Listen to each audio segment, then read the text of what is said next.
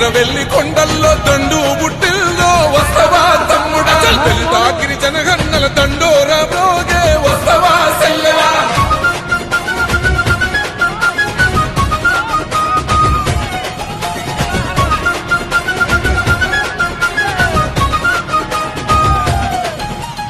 ఆనాడే దళితులకు దాపుగా నిలిచింది కాంగ్రెస్ పార్టీ గిరిజనుల తండల్లో వెలుగులు నింపింది కాంగ్రెస్ పార్టీ రిజర్వేషన్లు తెచ్చి రాతలు మార్చింది కాంగ్రెస్ పార్టీ భూస్వాముల నుండి గుంజి భూములు పంచింది కాంగ్రెస్ పార్టీ